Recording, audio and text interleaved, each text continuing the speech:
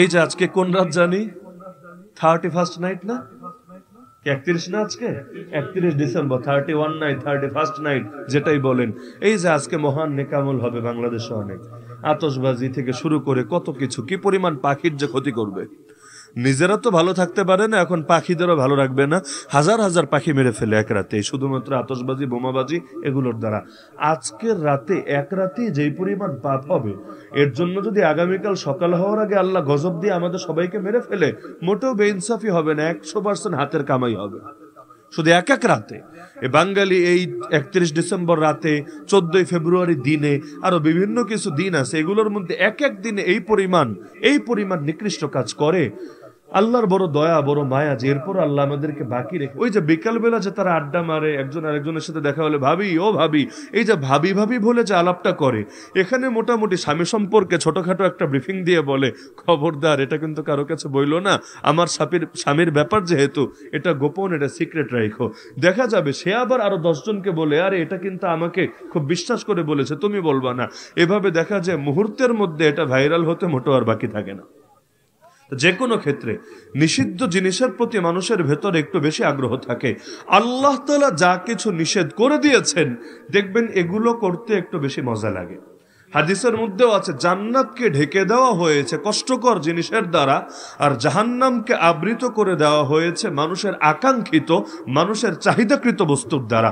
অর্থাৎ যা কিছু মনে চায় এগুলো যদি কেউ করতে থাকে, ওই মনের পাগলা ঘোড়াই, লাগামহীন ঘোড়াই তাকে নিতে নিতে জাহান্নামে পৌঁছে দেবে। আর জান্নাতে যাওয়ার জন্য যা করতে হবে সবগুলোই প্রায় কষ্টকর। এগুলো যে কষ্টকর আল্লাহ কোরআনে বলে দিয়েছেন। যেমন আল্লাহ বলেন, বান্দা তোমরা তো নামাজ পড়বা, কিন্তু শোনো, ওয়া ইন্নাহা লাকাবীরাতুন ইল্লা আলাল খাশিঈন, এই নামাজ বড় কঠিন, বড় ভারী, বড় একটা জটিল বিধান, তবে তাদের জন্য না যারা আল্লাহর সামনে বিনয়ী হয়েছে, আল্লাহর সামনে নিজেদেরকে বিনীত করতে পেরেছে।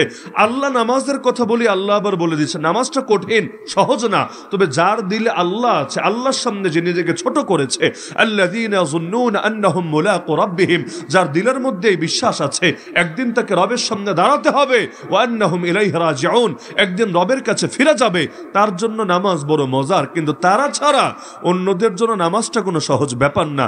এই যে এলাকা, বিশাল এক এলাকা, হাজার হাজার মুসলমান আছে এখানে, এর মধ্যে কয়জন মানুষ ফজর নামাজ পড়ে? যারা পড়ে না, কেন পড়ে না? এজন্য তো পড়ে না যে ফজরের নামাজ পড়তে মজা আর ঘুমের মধ্যে কষ্ট, বরং উল্টাটা, ফজর নামাজে কষ্ট, ঘুমের মধ্যে মজা। এই যে নামাজে মজা পাচ্ছে না, নামাজের ভিন্নতাটাই মজা পাচ্ছে, অথচ সেও জানে ফজরের নামাজ পড়তে চাইলে তাকে কি করতে হবে।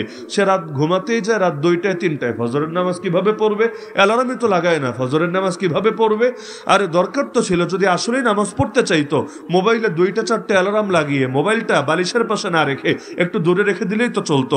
ওই মোবাইল বাজতো, তার ঘুম ভাঙতো, আর বালিশের পাশে যেহেতু নাই, চাইলেই বন্ধ করতে পারতো না, তাকে উঠতে হতো, অথবা নিজে উঠতে পারে না। কিন্তু এলাকার সব বেনামাজি এমন তো না, তার চাচাকে, তার দাদাকে, মুরব্বী যারা আছে বলে দিত যে আমাকে ডাইকা দিবেন, উঠতে না চাইলে জোরে জোরে আওয়াজ করবেন, প্রয়োজনে ধমক দিবেন, একভাবে না একভাবে তো ব্যবস্থা রাখতো। যেমন রমজানে সাহারি তো উঠতে চায়, তবুও মাঝে মাঝে 2-4 দিন কিন্তু সাহারি মিস হয়ে যায়, সবারই হয়। এমন হয় যে রমজানে 2-1 দিন না খেয়ে রোজা রাখা লাগে, জীবনে হয় না? প্রায় সবার হয়, নিয়মিত রোজাদারদেরও হয়। কেন হয়? এজন্য না যে সাহারি খাওয়ার ব্যাপারে তার অনিচ্ছা আছে, বরং এজন্য সব ঠিক থাকার পরও মিস হয়ে যেতে পারে। তো ফজরের নামাজ এমন না যে জীবনে কোনোদিনই কারো ছুটবে না, ছুটে যেতে পারে। এক হলো ছুটে যাওয়া, আর এক হলো ছেড়ে দেওয়া, দুইটা কিন্তু এক না। ছেড়ে দেওয়া মুনাফিকের আলামত, আর ছুটে যাওয়া এটা হলো বান্দা যে দুর্বল, এটার আলামত। যদি ছুটে যায়, তার অনিচ্ছা না থাকে, আর পরবর্তীতে ঘুম ভাঙার পরই সে আল্লাহর সামনে দাঁড়িয়ে নামাজ আদায় করে নেয়, আশা করা যায় এতটুকু অনিচ্ছাকৃত ভুলের জন্য কিয়ামতের দিন আল্লাহ তাকে আযাব দিবেন না, বরং এই দুর্বলতাকে আল্লাহ মাফ করে দিবেন। কারণ আল্লাহ জানিয়েছেন, খুলিকাল ইনসানু যায়ীফা, মানুষকে সৃষ্টি করা হয়েছে দুর্বল হিসাবে। আল্লাহই তো জানে যে বান্দা আসলে কেমন, বান্দার ভেতরে যে বহুলাইন দুর্বলতা আছে, এটা যিনি সৃষ্টি করেন তার চাইতে কে ভালো জানেন। কিন্তু দুনিয়ার মধ্যে দেখি না আমরা। আপনি সাধারণত কল মিস করতে চান না, যাদের প্রচুর পরিমাণ ফোন আসে এদের কথা আলাদা। যেমন ধরেন আমাদের অধিকাংশ কলে মিস হয়, কারণ ডেইলি কত শত কত হাজার যে কল আসে, হিসাব নেই। এত কল ধরা এটা রোবট ছাড়া কারো পক্ষে সম্ভব না। মানুষ 2টা রাখলেও তারাও কোলে উঠতে পারে না, সম্ভব না। তো দেখা যায় মিস হয়। কিন্তু দেখবেন গ্রামের মুরব্বীরাও ওই চায়না মোবাইল ব্যবহার করে, 1200-1500 টাকা দাম। কিন্তু এমন রিংটোন লাগায়, মোবাইল দাম কম হলে কি হবে, ছোট মরিচে ঝাল বেশি, সাউন্ড মাশাআল্লাহ, আপনার আইফোনে এত সাউন্ড নাই, আপনার স্যামসাংয়ে এত সাউন্ড নাই, এমন সাউন্ড এবং ফুল ভলিউম দিয়ে রাখে। যখন রিংটোন বাজে, আর যদি শীতের দিন হয় ফ্যানও চলে না, তেমন আওয়াজও নাই, আপনি ঘুমিয়ে আছেন, এর মধ্যে মুরব্বীর রিংটোন বেজে গেছে, মাঝে মাঝে এমন আতঙ্ক লাগে, ঘুম থেকে লাফিয়ে ওঠে, এমন ভাবে মনে হয় যেন ইসরাফিল আলাইহিস সালাম সিংহে ফু দিয়ে ফেলেছে। তো এইরকম ভয়াবহ সাউন্ডের রিংটোন দেওয়ার দরকার কি? দরকার হলো এখানে তবু একটা কল মিস করা যাবে না। কল মিস হলে খাসিরা দুনিয়া ওয়াল আখিরা, দুনিয়া আখিরাত সব বরবাদ হবে। কল মিস করা যাবে না। তারা ছেলে কল দিবে, মেয়ে কল দিবে, নাতি কল দিবে, নাতনি কল দিবে, এক একটা কলের দাম কোটি টাকার চাইতেও বেশি, মিস করা যাবে না। তবুও যদি বাই চান্স মিস হয়ে যায়, যে ওয়াশরুমে ছিল বা কোথাও জরুরতে ছিল, রিসিভ করতে পারে নাই, দেখা মাত্রই যেই দেখ বাইরে 2টা কল দিছে, 3টা কল দিছে, সঙ্গে সঙ্গে ব্যাক করবে, আরে হ্যালো, আমি ব্যস্ত ছিলাম, আমি ঝামেলায় ছিলাম, এর জন্য ধরতে পারি নাই। বা কি তারা অথচ এক সময় মানুষ 1 মাস অপেক্ষা করতো চিঠির জবাব পাওয়ার জন্য, সেখানে এখন ওই 2বার কল দিয়ে যদি লাইনে না পায়, অনেকের বউয়ের মেজাজ গরম হয়ে যায়, কি ব্যাপার, তোমার কল দিলে খালি বিজি দেখায় কেন, কাহিনীটা কি? ঝামেলা হয় না যে তোমার কল দিলেই খালি বিজি দেখায় কেন? তার মানে এত সহজ হয়ে গেছে দুনিয়া, তারপরও 2 মিনিট 4 মিনিটে সবরই ভেতরে থাকে না, অস্থির হয়ে যায়। তো এই যে দুনিয়ার মানুষের কল ধরার জন্য আপনার ভেতরে এত তারা কাজ করে, এত আগ্রহ কাজ করে, আপনার কি একবারও মনে হয় যে আল্লাহর পক্ষ থেকেও তো মুয়াজ্জিন ডেইলি 5 বার রিং দেয়? এই যে মুয়াজ্জিন ডাকটা দেয়, ঘোষণাটা দেয়, মুয়াজ্জিন মানে ঘোষক, সে ঘোষণা দেয় নিজের পক্ষ থেকে না, ইমামের পক্ষ থেকে না, কমিটির পক্ষ থেকে না, এলাকাবাসীর পক্ষ থেকে না, সে আজানটা দেয়, ঘোষণাটা দেয় আল্লাহর পক্ষ থেকে, হাইয়া আলাস সালাহ, হাইয়া আলাল ফালাহ, আরে চলে আসো নামাজে, চলে আসো সফলতার দিকে। কোথায় সফলতা খোঁজো? চাকরিতে সফলতা নাই, ব্যবসায় সফলতা নাই, রাজনীতিতে সফলতা নাই, ক্যাশে সফলতা নাই। সফলতা যদি পেতে চাও, সফলতা পাওয়ার জন্য ছুটে আসো আল্লাহর ঘরে, ছুটে আসো মসজিদের ভেতরে। এই যে প্রতিদিন রিং দেয়, আপনাকে অন্তত 5 বার রিসিভ করার আগ্রহ জাগে। আরে আজানের জবাব কি? ওই মুখ দিয়ে যে জবাব দেন, এই জবাব ছোট জবাব, আর আজান শুনে মসজিদে চলে আসে, এটা হলো বড় জবাব। যদি বড় জবাব না থাকে, ছোট জবাবের দাম থাকে না। তাহলে এই যে আজান দেয়, প্রতিদিন কল দেয় আপনাকে, কই রিসিভ তো করেন না। আচ্ছা রিসিভ করতে পারলেন না, বুঝলাম ঘুমের কারণে, কোনো জরুরতের কারণে, ব্যাক কেন করেন না? আপনি 5টার সময় মসজিদে এসে জামাত পড়তে পারেন না, ফজর, ভালো কথা, তাহলে ঘুম ভাঙলো 7টায়, ঘুম ভাঙলো 8টায়, তখনও কেন কাজা করে নেন না? এখান থেকেই তো বোঝা যায় যে আল্লাহর কল রিসিভের ব্যাপারে বা ব্যাকের ব্যাপারে আপনার ভেতরে ন্যূনতম আগ্রহ কাজ করে না। এজন্যই বলেছে ছুটে যাওয়া ভিন্ন জিনিস, ছেড়ে দেওয়া ভিন্ন জিনিস, দুটো এক না। ছুটে যাওয়া ভিন্ন জিনিস, ছেড়ে দেওয়া ভিন্ন জিনিস। নবী বলেন, যে ব্যক্তি ইচ্ছাকৃত নামাজ ছেড়ে দিল, সে একটা কুফরি কাজ করলো। যদিও এর কারণে ইমাম আবু হানিফা এবং অধিকাংশ ইমামের মতে ব্যক্তি কাফের হবে না, তবে কাজটা আবার মুসলমানের কাজ না, এটা একটা কাফেরদের মতো সে কাজ করলো। যদি ইচ্ছাকৃত ভাবে নামাজ ছেড়ে দেয়, ছুটে যাওয়া না, ছেড়ে দেয়, তাহলে মুসলমান ইচ্ছাকৃত নামাজ ছাড়বে, কল্পনা করা যায়। অথচ আমরা অধিকাংশ মানুষই এমন, আমাদের যে জীবনে কয় ওক্ত নামাজ ছেড়েছে এর হিসাবই নাই। কাজা করবো কোত্থেকে? কত ওক্ত যে ছেড়েছে হিসাবই তো নাই। এমনকি এগুলো কাজা করার কোনো আগ্রহ নাই। আমি একটা মাসালা বলে যাই, যদি অনেকের ভালো লাগবে না, যার জিম্মায় কাজা নামাজ আছে, তার জন্য নফল পড়ার চাইতে কাজা আদায় করা বেশি জরুরি। আপনাকে কে বলেছে শবে বরাতে সারা রাত জেগে জেগে নফল পড়তে? আরে ওই সারা রাত জেগে জেগে পড়লে কাজা করেন, কাজা এটা আপনার জন্য বেশি জরুরি হবে। পরনে লুঙ্গি নাই, মাথায় পাগড়ি বাঁধা, খুব আগ্রহ দেখা যাচ্ছে। আরে ভাই আগে বেটা লুঙ্গি পর, আগে সতর ঢাক, তারপর পাগড়ি পড়তে বললেও মাশাআল্লাহ, পড়তে না পারলেও কবিরা গুনাহ হবে না। কিন্তু নফল নিয়ে কত আগ্রহ, কত আগ্রহ। যোহর নামাজ পড়ার পরে 2 রাকাত নফল পড়ে, এসা পড়ার পরে 2 রাকাত নফল পড়ে, তো ফজর যে একদিনও পড়ে না, ওইটা যে কাজা করতে হবে এই খবরটাও তার ভেতরে কাজ করে না। জুমায় কত মুসল্লি, মাশাআল্লাহ, মনে হবে একটা ইসলামী রাষ্ট্র, কিন্তু ফজর নামাজে টর্চ লাইট দিয়ে মুসল্লি পাওয়া যায় না। মাঝে মাঝে ইমাম আর মুয়াজ্জিন সাহেব, মাশাআল্লাহ, কমিটির লোকগুলাও যদি আসতো, তবু অন্তত এক কাতার ভরা থাকতো। বিশ্বাস হয় না? যদি কমিটির লোকেরা আসতো, এলাকা সব বাদ দেন। আরে মসজিদের কমিটি কারা হবেন? আউলিয়া ইল্লাল মুত্তাকুন। মসজিদের কমিটি হবে যাদের দিলে আল্লাহর ভয় আছে। ইন্নামা ইয়ামুরু মাসাজিদ আল্লাহ, আল্লাহর ঘর আবাদ করবে কারা? মান আমানা বিল্লাহি ওয়াল ইয়াউমিল আখির ওয়া আকামাস সালাত ওয়া আতাজ যাকাত ওয়া লাম ইয়াখশা ইল্লাল্লাহ। যারা আল্লাহ এবং শেষ দিবসের উপর ঈমান রাখে, নামাজ কায়েম করে, যাকাত আদায় করে এবং আল্লাহ ছাড়া দ্বিতীয় কাউকে ভয় করে না, তো যে নিজেই নামাজ কায়েম করে না, ও মসজিদের কমিটি হয় কিভাবে? ওর কি লজ্জা শরম লাগে না? নাকি মসজিদের কমিটির কাজ খালি ইমামরে শাসানো, মসজিদের কমিটির কাজ খালি খতিবরে ঘাড়ানো, মসজিদের কমিটির কাজ খালি মুয়াজ্জিনরা চাপের উপর রাখা। জুমার দিন তো মাস্তানের অভাব থাকে না, আরে খালি এই ভুল সেই ভুল সেই ভুল, আরে খালি ধরতেই থাকে। কিন্তু একটাও যে ফজরের নামাজ পড়ে না, কোনো খবর আছে? অদ্ভুত এক কারিশমা। অন্তত কমিটিওয়ালারা যদি নামাজি হইতে পারতো, বাংলাদেশে ফজরের নামাজে এই মসজিদগুলোর এই দুরবস্থা দেখা লাগতো না। আমরা খালি মসজিদ সুন্দর করার দিকে নজর দেই, ভাই টাকা দাও, ভাই টাকা দাও, টাকা দাও, টাইলস লাগাবো, এসি লাগাবো, মাইক লাগাবো, হ্যাং লাগাবো, ট্যাং লাগাবো, ভালো কথা। মসজিদ আবাদ করা কারে বলে? টাইলস লাগানোর আবাদ করা বলে না। টাকা কালেকশনের চেয়ে তো জরুরি হলো মুসল্লি কালেকশন, লোক কালেকশন। আরে টাকা তুই বেটা না দিলে নাই, প্রয়োজনে টাইলস ছাড়া নামাজ পড়বো, প্রয়োজনে এসি ছাড়া নামাজ পড়বো।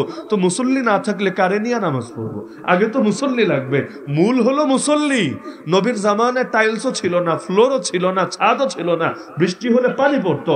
আল্লাহ নবী নামাজ পড়লে কপালে কখনো কাদা লেগে যেত, কিন্তু তারপরও নামাজ তো মিস হতো না। মুনাফিকরাও এসে নামাজ পড়তো, কেন? না হলে ধরা খেয়ে যাবে ওরা মুনাফিক, মানুষ চিনে ফেলবে। কারণ মুসলমান হয়ে নামাজ পড়বে না, কল্পনাই করা যেত না। বাইনাল আবদি ওয়া বাইনাল কুফরি ওয়া শিরকি তারকুস সালাহ। একজন মুমিন বান্দার কুফর শিরকের মধ্যে পার্থক্য এখানে। মুমিন নামাজ আঁকড়ে থাকে আর কাফের মুশরিক নামাজ ছেড়ে দেয়। সুতরাং মুসলমান ইচ্ছাকৃতভাবে নিয়মিত নামাজ ছাড়বে, এর চাইতে বড় হতভাগ্য কিছু হতে পারে না। আল্লাহর গজব কাকে বলে? আসমান থেকে শুধু আগুন পড়াকে আল্লাহর গজব বলে না। মাটি ফাঁক হয়ে মাঝখানে ঢুকে গেলেন, কবর রচিত হয়ে গেল, এটাকে আল্লাহর গজব বলে না। আরে লস কি? আপনি যদি পানিতে ডুবে মরেন, ঈমান থাকে আল্লাহ শহীদের সওয়াব দিবে। যদি আগুনে পুড়ে মরে, ঈমান থাকে আল্লাহ শহীদের সওয়াব দিবে। যদি মহামারীতে মরে, ঈমান থাকে আল্লাহ শহীদের সওয়াব দিবে। কিন্তু এই যে দিনের পর দিন, সপ্তাহের পর সপ্তাহ, মাসের পর মাস, বছরের পর বছর চলে যায়, আল্লাহর সামনে দাঁড়ানোর তৌফিক হয় না। মুনাজাতে হাত তুললেও অন্তর নরম হয় না, চোখ থেকে এক ফোঁটা পানি ঝরে না। সামনে থেকে মেয়ে যেটাই চলে যায়, নিজের নজরকে জিনা থেকে বাঁচাতে পারেন না। এই যে নিজে সুদে জড়িত, ঘুষে জড়িত, এত চাওয়ার পরও বের হতে পারছেন না, এইটারে আল্লাহর গজব মনে হয় না? আরে এই অবস্থায় যতদিন বাঁচবেন, ওই প্রতিটা দিনই তো আপনার জন্য কিয়ামতের দিন হিসাব কঠিন হওয়ার কারণ হবে। যদি না তওবা করে দুনিয়া থেকে যেতে পারেন, তাহলে গজব কারে বলে? আমরা তো মনে করি শুধু প্রাকৃতিক দুর্যোগের গজব বলে। ওর চাইতে বড়, হাজার গুণ বড় গজব হলো জমিনে বেঁচে থেকে আল্লাহর পথে চলতে না পারা, আল্লাহর কথা বলতে না পারা। গজব মানে রাগ। আল্লাহ যাকে ভালোবাসেন তাকে নিজের সামনে দাঁড়ানোর তৌফিক করে দেন। লা হাওলা ওয়ালা কুওয়াতা ইল্লা বিল্লাহ। আল্লাহর তৌফিক ছাড়া না কোনো গুনাহ ছাড়া যায়, না কোনো নেক আমল করা যায়। যত নেক আমল করি আল্লাহর তৌফিকেই করি, যত গুনাহ থেকে বাঁচি আল্লাহর তৌফিকেও বাঁচি। আপনি যদি গুনাহ থেকে বাঁচতে না পারেন, আর আপনি যদি নেক আমল করতে না পারেন, বুঝে নেবেন তৌফিক নাই। এটা ভাবার কারণ নাই যে করতে পারি নাই, বরঞ্চ আপনাকে সুযোগ দেওয়া হয় নাই। কারণ আল্লাহ সবাইরে সুযোগ দেয় না। প্রধানমন্ত্রী তার সঙ্গে সবাইকে সাক্ষাৎ করতে দেয় না। আরে আল্লাহ আপনাকে দুনিয়া মেরাজের সুযোগ দেন নাই, আপনাকে তার সামনে দণ্ডায়মান হওয়ার, তার উদ্দেশ্যে সেজদায় লুটিয়ে পড়ার সুযোগ দেন নাই। এজন্য তো আফসোস করা দরকার, আল্লাহ কতজনকে দিলেন, আমাকে কেন দিলেন না? তবে কি আল্লাহ আমাকে ঘৃণা করেন? আল্লাহকে আমার উপর রাগান্বিত হয়েছেন? ভাবা দরকার ছিল কি, আর আমরা ভাবি কি? আল্লাহর পথে 2 পয়সা দিলে মনে হয় না আল্লাহর উপর খুব দয়া করে ফেলেছি? অথচ মনে করা দরকার ছিল আল্লাহ আমাকে কবুল করেছেন, আল্লাহ আমার উপর দয়া করেছেন, যে আমাকে একটু শরীক থাকার সুযোগ দিয়েছেন। কিন্তু আমাদের কি মনে হয়? আমরা কি জানি করে ফেলেছি। কত মানুষ আছে দেখা যায় ইবাদত করে করে আর অহংকারী হতে থাকে। 3 চিল্লা দিয়ে এসেছে, এখন ইমাম গনে না, খতিব গনে না, মুতামিম গনে না। আরে আলেম কি, হুজুর কি, এদের কি দরকার আছে? আমরাই তো এদের চাইতে বেশি জানি। আর ইমাম তো গাছতে যায় না, ইমাম তো মাসে 3 দিন লাগায় না, ইমাম তো চিল্লায় যায় না। বাহ বাহ, এখন ইমামের ভুল তার নজরে পড়তে শুরু করেছে, অথচ সে এখন ইমামের ছাত্র হওয়ার যোগ্য হতে পারে নাই, সে এখনো নার্স রয়ে গেছে। তো নার্স যদি ডাক্তারের ভুল ধরে, বিষয়টা কেমন হবে?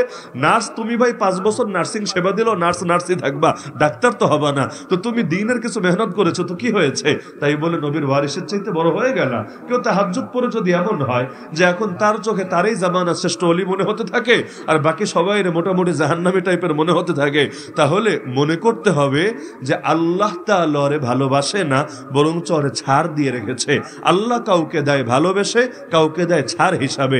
কারণ যে ব্যক্তি পাপী কিন্তু বিনয়ী, একদিন তওবা নসিব হয়ে আল্লাহর ওলি হয়ে মরতে পারে। আর যা ইবাদতকারী কিন্তু অহংকারী, একসময় আল্লাহর পথ থেকে বিচ্যুত হয়ে বেঈমান হয়েও যাওয়ার আশঙ্কা আছে। তাহলে সবরের 1 নম্বর কথাই হলো গুনাহ থেকে বাঁচতে হবে।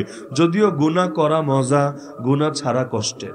গুনাহ করা মজা, গুনাহ ছাড়া কষ্টের। যারা বিড়ি সিগারেট খান, চাইলেই ছাড়তে পারে? পারে না, পাগলের মতো হয়ে যায়। যারা মাদকে অভ্যস্ত, ওই যে বিভিন্ন এখন কত কিছু বের হয়েছে, এদের জন্য আলাদা পুনর্বাসন কেন্দ্র, এই কেন্দ্র সেই কেন্দ্র, এগুলোতে নিয়ে ট্রিটমেন্ট দেওয়ার পরও দেখা যায় অনেকে ছাড়তে পারে না। এটা ছাড়া সে কিছু কল্পনাই করতে পারে না। যারা হারাম রিলেশনে অভ্যস্ত, চাইলেই বেরিয়ে আসতে পারে না। যারা গান শুনে অভ্যস্ত, গান না শুনলে আর পেটের ভাতই হজম হয় না, আর ঘুমই আসে না। তো এরকম গুনাহ একবার দুবার হয়ে যাওয়া এক জিনিস, আর অভ্যাসে পরিণত হওয়ার এক জিনিস। একবার দুবার হয়ে গেলে আল্লাহর কাছে মাফ চান, আল্লাহ মাফ করবে। তো গুনাহ অভ্যাসে পরিণত হয়ে গেলে অন্তরে মোহর পড়ে যাওয়ার আশঙ্কা আছে। এজন্য বুজুর্গরা আমাদের নসিহত করেন যে গুনাহ একবার দুবার হয়ে গেল একেবারে তওবা করার মতো করে নিও, তো বারবার কইরো না, যাতে অভ্যাস না হয়। কারণ একবার যদি গুনাহ অভ্যাসে পরিণত হয়, অনেক সময় তওবার তৌফিকে নসিব থেকে উঠে যায়। এজন্য গুনাহ ছাড়া এত সহজ না। যারা সবসময় দাড়ি শেভ করে অভ্যস্ত, হঠাৎ করে দাড়ি রাখতে পারে না, তার কাছে আনইজি লাগে। সে ভাবে লোকে আমারে মনে হয় টিটকারি মারবে, যদিও কেউ কিছু বলবে না। দাড়ি রাখলে কিন্তু ইজ্জত কমে না, ইজ্জত বাড়ে, আসলেই বাড়ে। কিন্তু তার কাছে মনে হতে থাকে সবাই আমার আঙ্কেল আঙ্কেল বলবে, আমারে টিটকারি মারবে, আমারে মোল্লা বলবে, আমারে হুজুর বলবে। তাহলে এই যে তার ভেতরে একটা হীনমন্যতার কোন রাখতে পারছে না, এই অবস্থায় যদি মৃত্যু হয়, হতেই তো পারে। যদি মৃত্যু হয়, এমন না যে মরার পরে নতুন করে দাঁড়িয়ে ওঠার সুযোগ আছে, তাহলে কিয়ামতের দিন এই মুখটা নিয়ে নবীর সামনে দাঁড়াতে হবে। নবীর চেহারার সাথে তো এই চেহারার মিল নাই। নবীর সামনে নিজেরা তোর উম্মত বলে পরিচয় দেবে কোন মুখে? পরিচয় দেওয়ার একটা মুখ তো থাকার দরকার আছে, ওই মুখটাই তো নাই, মিলই তো নাই। তাহলে অন্তত কিয়ামতের দিন যাতে নিজের নবীর সামনে হাজির করতে পারি, নবীর কাছে সুপারিশের জন্য রিকোয়েস্ট করতে পারি, হাউজে কাউসারের পানি পান করতে পারি, এতটুকু পথ অন্তত খোলা রাখা দরকার। তাহলে সুতরাং যত গুনাহ আছে করা মজা, ছাড়া কষ্ট, কিন্তু চেষ্টা করেন গুনাহগুলোকে ছেড়ে দেওয়া, নইলে কোশ্চেন কালেও সবর আপনার দ্বারা হবে না। তাহলে সবরের আমল করতে চাইলে গুনাহ করতে হবে না গুনাহ ছাড়তে হবে? আরে ভাই, করতে হবে না ছাড়তে হবে? তো যাদের বাসায় টেলিভিশন আছে তাদের কি করতে হবে? টেলিভিশন বিক্রি করলেও হবে না, বিক্রি করলেও গুনাহ হবে। কেন? যার কাছে বেচবেন সে যত মহান নেক আমল করবে, এতে তো আপনারও একটা অংশগ্রহণ আছে, কারণ আপনি তো এই ক্ষেত্রে তার শরীক আছেন। ওই বিড়ি সিগারেট খাওয়া যেমন, বেচাও তো এমন। কারণ আপনি বেচতে পারছেন, এটা নেওয়ার পরে কি করবে না করবে এটা তো আর আপনার ভালো জানা আছে। এমন না যে এটা নিয়ে তারা মহান নেক আমল করবে, এটা নিয়ে তারা গুনাহ করবে, ওই গুনাহে আপনিও শরীক আছেন। তাহলে গুনাহের জিনিস বেচাও তো সমস্যা। তাহলে আপনি টেলিভিশন থেকে যদি গুনাহ থেকে নিজেকে বাঁচাতে চান, অবশ্যই করণীয় হলো টেলিভিশনটা ভেঙে চূর্ণ বিচূর্ণ করতে হবে।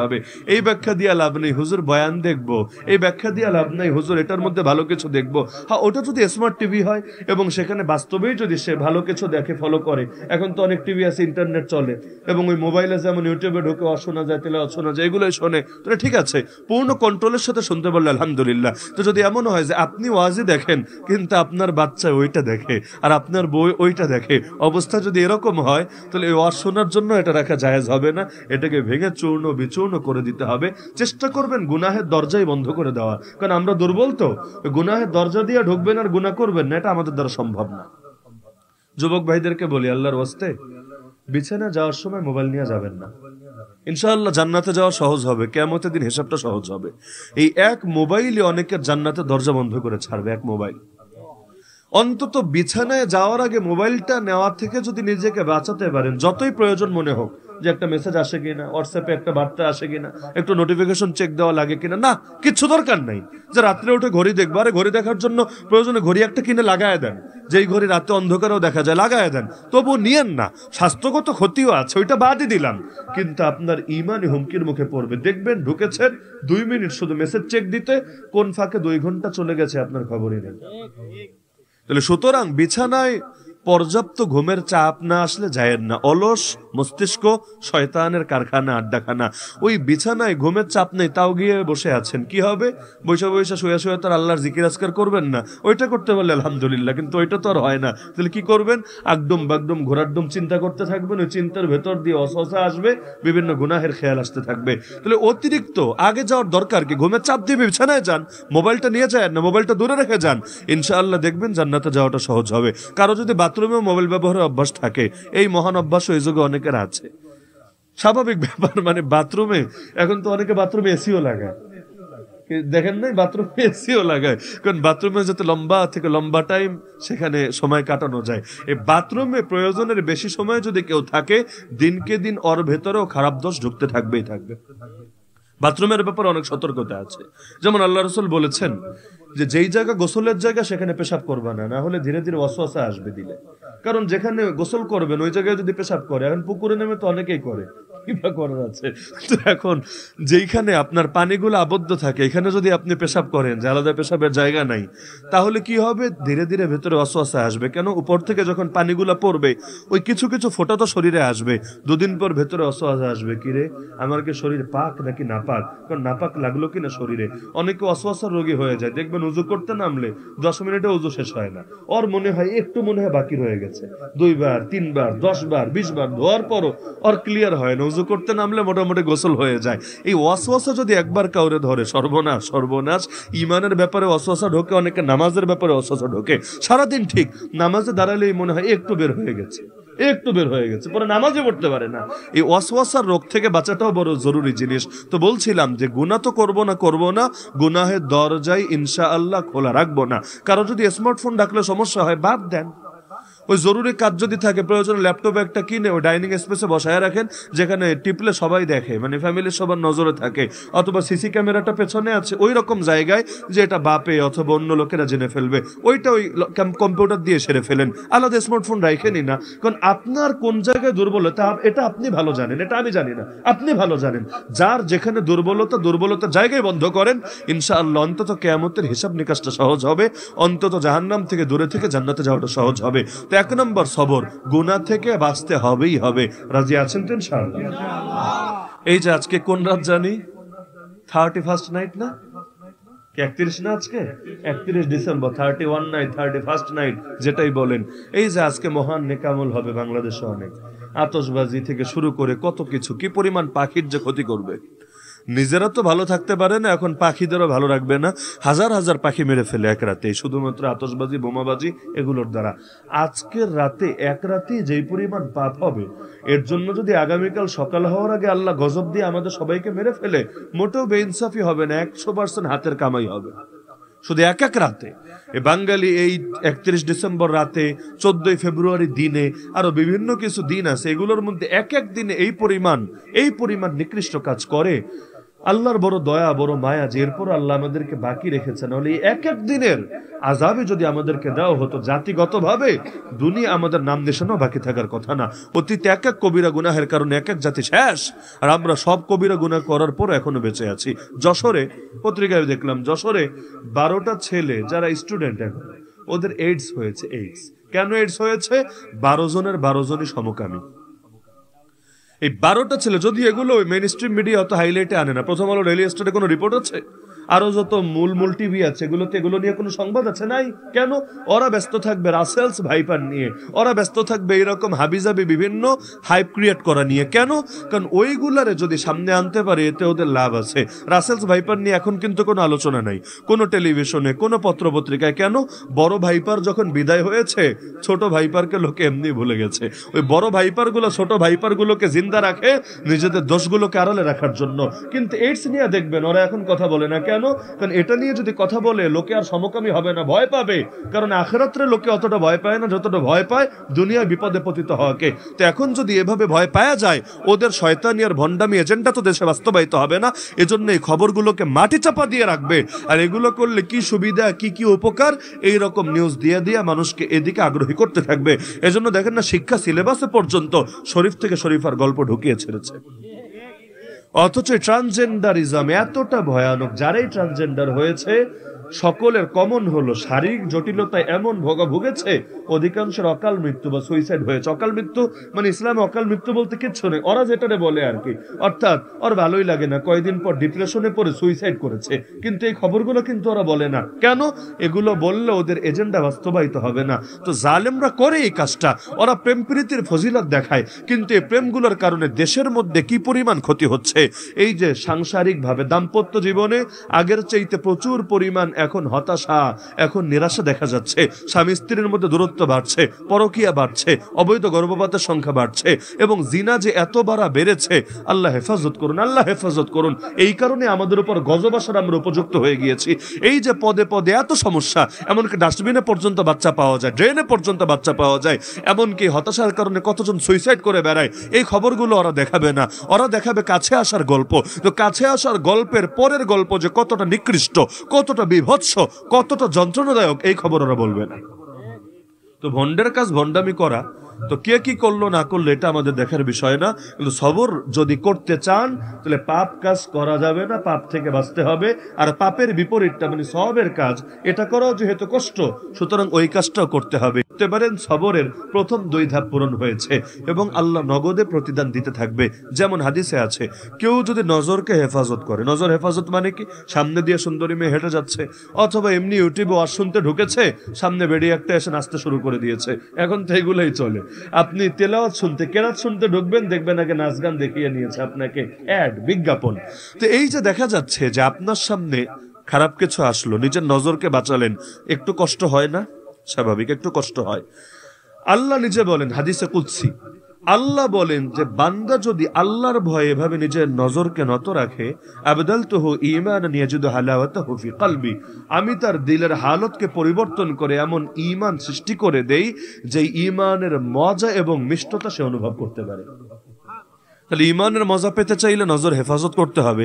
যারা খারাপ জিনিস দেখে অভ্যস্ত, ওরা যদি আমার সামনে এসে কসম করেও বলে, কোরআন হাতে নিয়েও বলে যে সে নামাজের মজা পায়, জিকিরের মজা পায়, আমি বিশ্বাস করব না, সম্ভব না। 2 বিপরীত জিনিসের মজা একসঙ্গে আসে না, আসা সম্ভব না। ইবাদতের মজা যদি পেতে চান, ওই খারাপের মজা ছাড়তে হবে। ওই মজা যদি আপনি ছাড়েন, ওইটার প্রতি যদি ঘৃণা তৈরি করতে পারেন ধীরে ধীরে, ইনশাআল্লাহ সুম্মা ইনশাআল্লাহ সুম্মা ইনশাআল্লাহ আল্লাহ ইবাদতের মজা দিবে। আমরা বেশিরভাগ নামাজ পড়ি মজা পাই না, রোজা রাখি মজা পাই না, হজ করি মজা পাই না, ইবাদতে কোনো মজা পাই না। এইটাও আল্লাহর একটা গজবে পড়ে যাচ্ছি আমরা। কেন? কারণ মজা পেতাম যদি আমাদের দিলগুলো ঠিক থাকতো, কিন্তু দিলেই তো ভেজাল ঢুকে গেছে, এজন্য মজা আসে না। আল বিররু হুসনুল খুলুক ওয়াল ইসমু মা হাকা ফি সাদরিক ওয়া কারিহতা আন ইয়াত্তালি আলাইহি নাস। নবী বলে, গুনাহকারে বলে, উম্মত জানো গুনাহ হলো ওই জিনিস যার মধ্যে 2টা গুণ আছে, 2টা গুণ।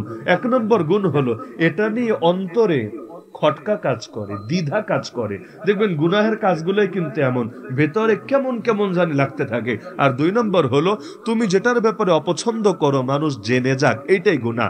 দেখবেন সবগুলো গুনাহ এমন, আপনি এটা চান না আপনার বাপ জেনে যাক, মা জেনে যাক, 3 বছরের বাচ্চা জেনে যাক। 3 বছরের বাচ্চা আপনার দিকে তাকায় থাকলে পর্নোগ্রাফি দেখতে পারবেন না, কিন্তু আল্লাহ যে আপনাকে অল টাইম দেখে এটা আপনার খবরে থাকে না। এই গুনাহের সমস্যা এখানে, আল্লাহর থেকে ডিসকানেক্ট করে দেয়। আর আল্লাহর থেকে একবার ডিসকানেক্টেড হয়ে গেলে বান্দার মুক্তির আর উপায় থাকে না। তাহলে সবর করতে চাইলে এই 2টা গুণ হাসিল করা লাগবে। গুনাহ ছাড়ার অভ্যাস করতে হবে, নেক আমল করার অভ্যাস করতে হবে। হ্যাঁ, বান্দা হিসাবে গুনাহ হয়ে যেতে পারে, এক হলো করা আর এক হলো কদাচিৎ হয়ে যাওয়া। যদি এমন হয়ে যায় আপনি আসলে ঈমানদার হন, কোরআন বলে দিয়েছে গুনাহ করা মাত্রই আল্লাহর কথা মনে পড়বে, আল্লাহর কাছে খাটি দিলে তওবা করে নিবে। তার মানে গুনার পরে তওবা দেরি করবে না, তওবা দেরি করা আরো বড় গুনাহ। গুনাহ করা যেমন গুনাহ, গুনাহের পর তওবা বিলম্বিত করা ধীরে ধীরে অন্তরে মোহর পড়ে যাওয়ার কারণ। যদি নিয়মিত তওবা করতে পারেন, আর নবী যদি আল্লাহর কাছে দৈনিক 100 বার তওবা করতে পারে, আপনি কে? আপনার তো কয়েক কোটি বার তওবা করা দরকার। নবী মাসুম নবী, যেই নবীর কোনো পাপ নাই, যেই নবীর জান্নাত কনফার্ম, যেই নবীর অতীতের পূর্বের এবং পরে সব মাফ, পাপ নাই তাও মাফ। ওই নবী যদি ডেইলি 100+ তওবা করতে পারে আল্লাহর কাছে, তাহলে আমার কয়বার করা দরকার? চিন্তা করেন, কয়বার করা দরকার? কয়বার করি? সকাল সন্ধ্যার জিকির বা তওবা তো করি না, ইস্তেগফারও তো করি না। এমনকি নামাজের মধ্যে যে ইস্তেগফার আছে ওইটা তো বুঝি না। আল্লাহুম্মা ইন্নী যালামতু নাফসি যুলমান কাসীরা, ইস্তেগফার, তওবা, কিন্তু এর অর্থই তো বুঝি না। এগুলো তো মুখ থেকে বের হয়, বুক থেকে বের হয় না। তওবা কিন্তু মুখ থেকে বের হলে হয় না, বুক থেকে বের হতে হয়। ভেতরে ইমোশন নাই, আবেগ নাই, বিনয় নম্রতা নাই, আল্লাহর কাছে অপরাধ বোধের কারণে ক্ষমা চাওয়ার মানসিকতা নাই। মন্ত্রের মতো খালি পড়ে দিলেন, এটা তওবা বলে না। লা ইয়াকবালুল্লাহু দুআ কলবিন গাফিলিন লাহিন, আল্লাহ উদাসীন দিলের দোয়া কবুল করে না। দিল হাজির থাকা লাগে, তাহলে দোয়ার দাম আছে। আর দিল হাজির নাই, খালি জিলাপির লোভে, পয়সার লোভে শুধু হাত তুলেছে, এটার দ্বারা কোনো কাজ হয় না, কোনো কাজ হয় না। আগে দিল ঠিক থাকা লাগে, তাহলে হাত ওঠানোর দাম আছে। আর দিলের মধ্যে কিচ্ছু নাই, শুধুমাত্র হাত উঠিয়েছে, ওইটা জাস্ট একটা বাহ্যিক সাদৃশ্য হয়েছে, আর কিছু হয় নাই। তাহলে এই দুই কাজ যদি করতে পারেন, এরপর তৃতীয় ধাপ হলো এই হকের পথে চলতে গেলে বিপদ আসবে, মিস নেই। হকের পথে চলবেন কিন্তু বিপদে পড়বেন না, এটা নবীদের ক্ষেত্রেই হয়নি, আপনার ক্ষেত্রে কিভাবে হবে? সর্বযুগে সবচাইতে পাক্কা ইমানদারের নাম তো মুহাম্মদুর রাসূলুল্লাহ সাল্লাল্লাহু আলাইহি ওয়াসাল্লাম। তার চাইতে বড় হুজুর দুনিয়াতে কেউ ছিল না, কোনোদিন কেউ হবেও না। তিনি বলেন, আল্লাহর পথে আমাকে সবচাইতে বেশি কষ্ট দেওয়া হয়েছে, যত বেশি কষ্ট কোনোদিনও কাউকে দেওয়া হয়নি। উযিতু ফিল্লাহি মা লাম ইউযাহাদ। তো যদি আল্লাহর দ্বীনের পথে চলার ক্ষেত্রে যদি কষ্ট না আসতো, অন্তত তার জীবনে আসতো না, কিন্তু তার জীবনে সবচাইতে বেশি এসেছে। কেন? নবী বলেন, যার ঈমান যেমন তার উপর মুসিবত আসবে তেমন। ইউবতালা রাজুলু বিহাসাবি দীনিহি। আমাদের ঈমান কচুপাতার পানির মতো, তাই মুসিবত আসে না বা কম আসে। আর যার ঈমান ছিল বেলালের মতো, তার মুসিবত এসেছে বেলালের মতো। ঈমান যত মজবুত হবে, পরীক্ষা তত বেশি আসবে। এজন্য আলেম ওলামা জেলে গেলে আর আমজনতা বাইরে থাকলে এটা ভাবার কারণ নাই, আমজনতার ঈমানে পাওয়ার বেশি আর আলেম ওলামার ঈমানে ভেজাল বেশি, এজন্য গুনাহের শিকার না রে ভাই। বরঞ্চ এটাই আল্লাহর ভালোবাসার প্রমাণ। কারণ হাদিসে আছে, আল্লাহ যখন কোনো জাতিকে ভালোবাসে, তাদেরকে বিপদ দিয়ে পরীক্ষা করে। এজন্য দুনিয়া মুমিনের জেলখানা, কাফেরের জেলখানা না, কাফেরের স্বর্গ, কাফেরের জান্নাত। তো মুসিবতে পড়া খারাপ কিছু না, মুসিবতে পড়েও আল্লাহকে ভুলে না যাওয়া, বরং আল্লাহকে স্মরণে রাখা, এইটাই বান্দার জন্য সবচাইতে কল্যাণকর। জীবনে কিছু বিপদ থাকা ভালো। কেন জানেন? যতদিন বিপদ থাকে আল্লাহর সঙ্গে সম্পর্কটা ভালো থাকে। দেখবেন অসুস্থ হয়েছেন, ইবাদত একটু বেশি হয়, আল্লাহরে একটু বেশি বেশি ডাকা হয়। কারণ বুঝতে পারি আল্লাহ শিফা না দিলে ডাক্তাররে গুইলা খায়া ফেললেও কোনো লাভ হবে না, কাজের কাজ কিচ্ছু হবে না। আগে আল্লাহর থেকে ফয়সালা করতে হবে। ভিসা হচ্ছে না, একবার রিজেক্ট, দুইবার রিজেক্ট, তিনবার রিজেক্ট, দেখবেন কিন্তু আল্লাহর সঙ্গে সম্পর্কটা এমনি একটু বেড়ে যায়। তো জীবনে কিছু বিপদ থাকা ভালো, আমি অন্তত এটা মনে করি। জীবনে কিছু বিপদ থাকা ভালো, আল্লাহর সঙ্গে সম্পর্ক ভালো থাকে। এজন্য নবী দোয়া করেছে, আল্লাহ আমাকে এমন জীবন দাও, একদিন খেয়ে থাকবো, শুকরিয়া আদায় করব, আরেকদিন না খেয়ে থাকবো, সবর করব। শুকরিয়ার দ্বারাও তুমি খুশি, সবরের দ্বারাও তুমি খুশি।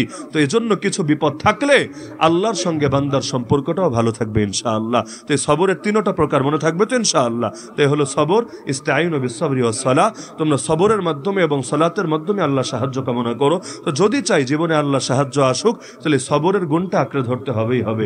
আল্লাহ তাআলা আমাদের সবাইকে তৌফিক দান করুন। আলহামদুলিল্লাহ। পুরো বাংলাদেশের অন্যতম মুরব্বী শেখুল হাদিস আল্লামা মাহফুজুল্লাহ হাফিজাহুল্লাহ হযরত এসেছেন, অত্যন্ত মূল্যবান আলোচনা করবেন। আমরা সকলে দোয়া করি আল্লাহ তাআলা হযরতকে সেহাত এবং আফিয়াতে জিন্দেগি নসিব করুন। জালেমের জুলুম থেকে, হিংসুকের হিংসা থেকে, দুশমনের দুশমনি থেকে তাকে হেফাজত করুন এবং আমাদের মাথার উপর তার ছায়াকে দীর্ঘায়িত করুন। আমিন। ওয়া আখিরু দাওয়ানা আনিল হামদুলিল্লাহি রাব্বিল আলামিন। আসসালামু আলাইকুম ওয়া রাহমাতুল্লাহি ওয়া বারাকাতুহু।